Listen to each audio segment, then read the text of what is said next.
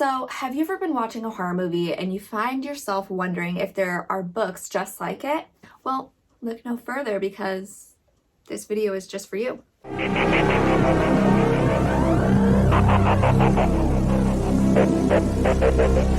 So I've seen a lot of people do this on YouTube and I love the concept so much that I decided to create my own list of book recommendations based on movies. I'm going to be talking about 6 book recommendations based on horror films, and I hope you see something that you like. First, let's talk psychological thrillers.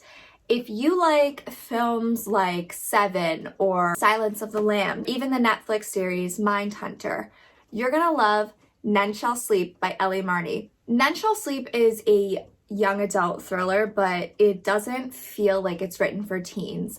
The story follows 2 teenagers, one serial killer survivor named Emma, and a US Marshal candidate named Travis, as they are recruited by the FBI as a part of a new program where they interview teenage serial killers for insights on cold cases. And in the middle of all this, there's a serial killer on the loose who is attacking teenagers.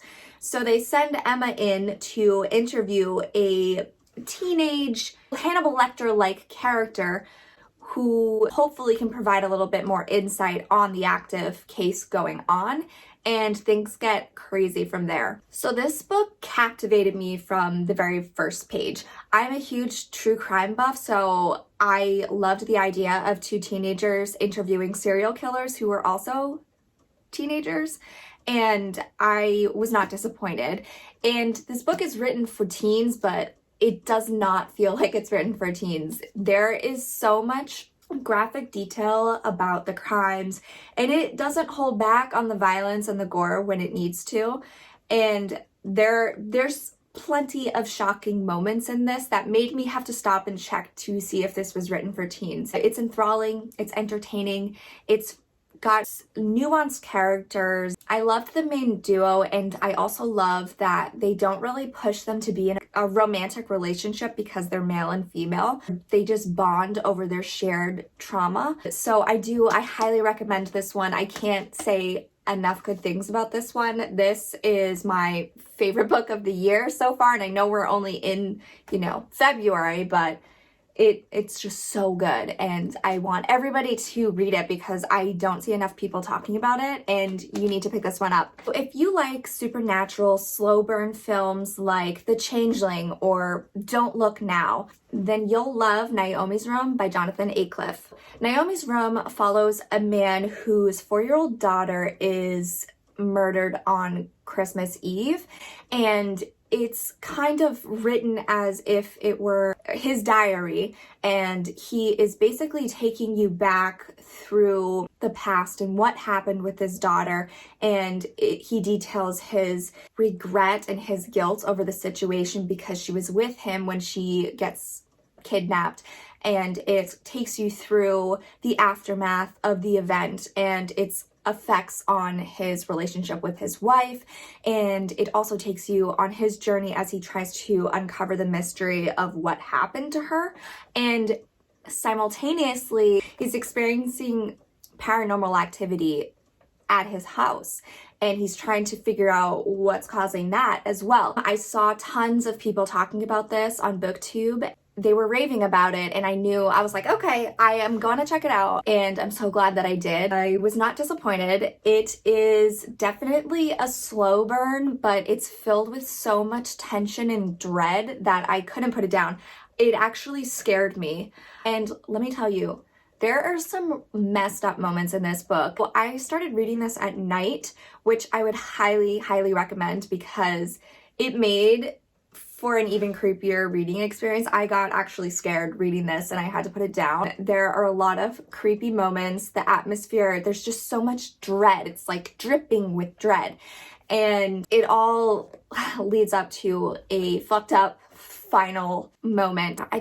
I love this book. I love this book. It's so good. It's so fucked up. It's everything I wanted and everything I need in a haunted house story. And it's also sad because you're seeing this man and his wife go through this tremendous loss and learn how they're trying to cope with it. And it's just a phenomenal read, and I highly recommend it.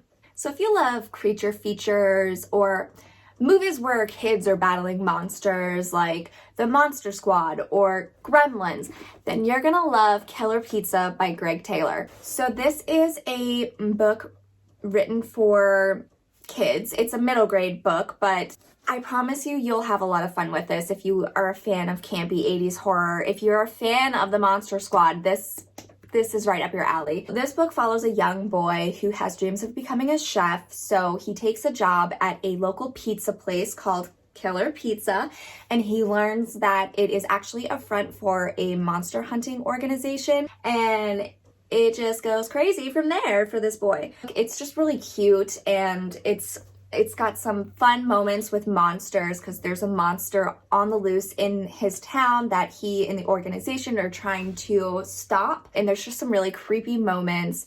And it has so much heart, and you get to see this boy grow and become brave when he actually faces monsters. It's super fun. It's a super fun, quick read, and I think you'll really like it. A few years ago, director Adam Green was attached to this, and I don't think anything has moved along with that movie in years, and I'm sure that everything that's going on in the world right now slowed things down even more, but I really do think that he is the right director for this because he kind of has that perfect childhood mentality that I think you need for this. And also, I love his horror film Digging Up the Marrow that has these amazing creatures, and I just really think he's going to do a good job with this, and he's going to create some awesome monsters. So I really hope that movie still moves forward because I've been waiting for a while, and I'm sure he has too. So cannot recommend this enough. If you love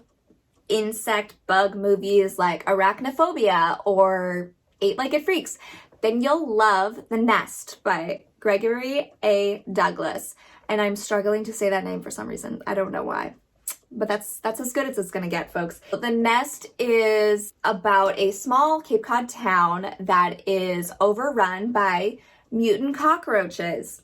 It's pretty disgusting. It's really interesting because you learn a lot about cockroaches and how they live, and it's disgusting. I have a fear of cockroaches because when I grew up in a place that had cockroaches, and I've always had a fear of cockroaches crawling into ears because I knew a person who had that happen, and it freaks me out.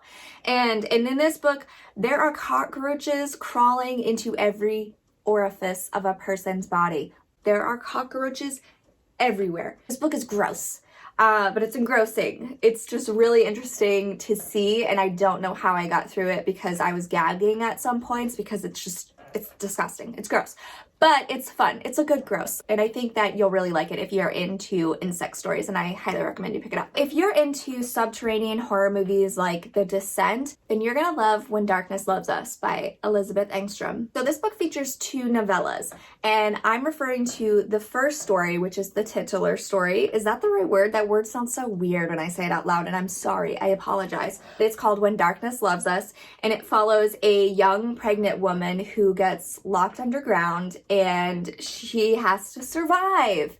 You shouldn't read this if you're claustrophobic. So as someone who's afraid of the dark and enclosed spaces, someone who's afraid of everything, I'm afraid of everything, okay? But really, I'm afraid of the dark. And thinking of this woman who's totally helpless underground while everybody is just like so close for help, but she can't reach them because she's underground, and she can't see anything. It's pitch black. That's terrifying to me. So it was really scary to put yourself into her shoes, and she's pregnant. You're like, how the hell is she gonna survive this? How's her baby gonna survive? And you will find out. And it gets fucked up. It's bonkers. It goes places I didn't think it would go, and I love the guts that Elizabeth Engstrom has. And I'm sorry that I was slapping this to make that noise, but it just gets me so excited. It just gets me so excited. And look at this cover. Look at this beautiful. It's so beautiful. So Valancourt did a fucking awesome job with re-releasing this and picking their books. This book is haunting. It's creepy as hell, and I can't recommend it enough. And lastly, if you love 80s slasher horror like Friday the 13th and Nightmare on Elm Street, then you're gonna love Cirque Berserk by Jessica Guest. So this is a novella and it honestly feels like a love letter to the 80s. It features 80s music, 80s tropes, but it flips those tropes on their head. So you get a story that you're not really expecting, and it's just so much fun. So the story is set in the summer of 1989, and a group of teens arrive at this abandoned carnival called Cirque Berserk, and they're surprised when a group of masked killers show up and begin killing them off one by one. This was my first book I've ever read by Jessica Guest. I think it might be her first book, and I love her writing style. She writes in such a cinematic way, and I can honestly see this playing out on screen. The characters are fun, the kills are so inventive, and there's a really interesting backstory that we get, and it focuses on the villains a little bit more than the good guys, and I love that about it. I highly recommend this if you're looking for an 80s thrill ride. And one more book. I know I said 6, but since I'm talking about 80s slashers, or slashers in general, if you're a fan of that, I have to recommend Clown in a Cornfield by Adam Caesar. This is more of a 90s feel. It felt like Fear Street to me, and it's just a fun ride. It's about a young girl who moves to this new town with her dad, and it's famous for this clown who I can't remember his name off the top of my head. And the kids are partying in a clown field one night, and a killer clown shows up and starts killing people, and how can you go wrong there? It's just so much fun, and I highly recommend it. So there you have it. Those are my book recommendations based on horror films. Please let me know down below if you've read any of these, or if you have any of your own recommendations based on the films I mentioned. Also, connect with me on social so we can become spooky besties and talk about spooky shit. Thanks, guys. See you later.